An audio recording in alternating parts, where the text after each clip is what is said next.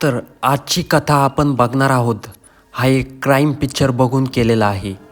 एका बँगलोरमध्ये एक जोडपं राहत होतं आणि ते खूप खुश असतात आपल्या जीवनात. पण अचानक 12 ऑगस्टच्या सकाळी एक महिला पोलीस स्टेशनला पोहोचते.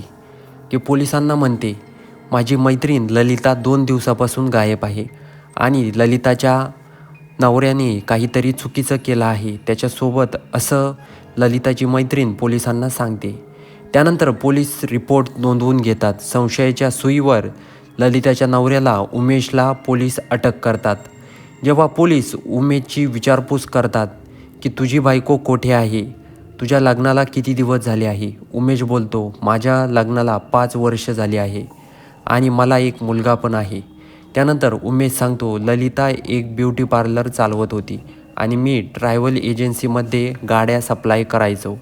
आमचं व्यवस्थित सुरू असल्यानंतर त्यानंतर काही दिवसानंतर आमच्या दोघांमध्ये कुणीतरी भांडणं लावली. ललिता कोणावर तरी प्रेम करत होती आणि जे मला समजलं होतं, विचारल्यावर ती माझ्यावरच संशय घ्यायची. तुझं चालू आहे असं म्हणायची आणि आमच्यामध्ये जोरदार भांडण झाले. भांडणानंतर आम्ही घटस्फोट पण घेणार होतो. मी आणि ललिता सेपरेट राहायला लागलो. तर एक दिवस मी ललितेला बोलावलं.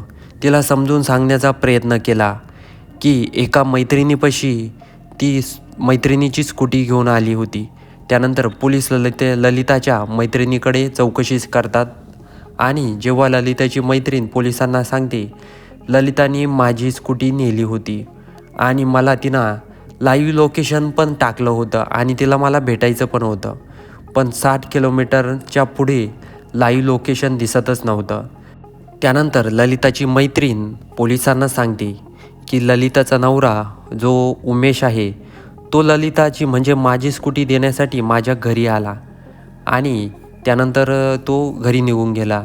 मी त्याला विचारलं की ललिता कुठे आहे. तो बोलला की आपल्या आईकडे गावाकडे गेली आहे.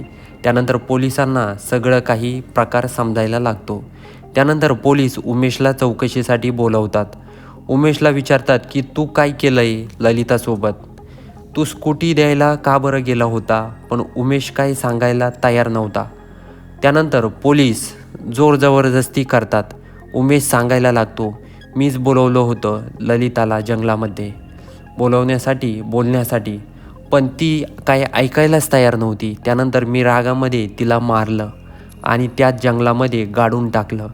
तुम्ही सांगत होता जर मी ललिताला घटस्फोट दिला असता तर ललिताचा सगळा मेंटेनन्स मला उचलावा लागला असता आणि माझा मुलगा पण माझ्या हातून गेला असता.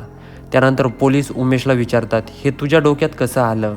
मग उमेश सांगतो, आम्ही एक दिवस माझा मित्र किरण आणि मी बोलत होतो आणि मी त्याला विचारलं बायकोपासून कसा आपण मोकळं होऊ शकतो. त्याने मला सांगितलं की मी 5 वर्षापूर्वी पण माझ्या बायकोला असंच वैतागलो होतो.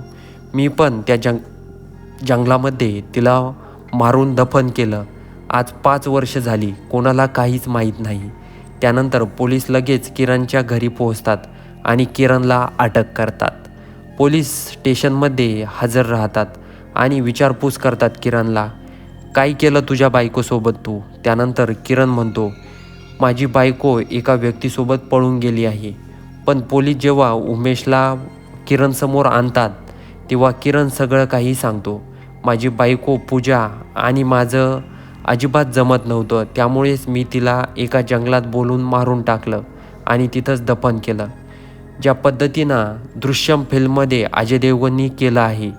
पण 2 वर्षानंतर जिथं मी माझ्या बायकोला पुरलं होतं त्या ठिकाणी काही सरकारी अधिकारी मोजकाम करत होते. मी त्यांना विचारलं काय करायचं इथं, तर ते बोलले इथं एक बॉर्डर होणार आहे. त्यानंतर मी विचार केला, जर इथं खोदकाम झालं तर आपलं सगळं काही आहे ते उघडं पडेल.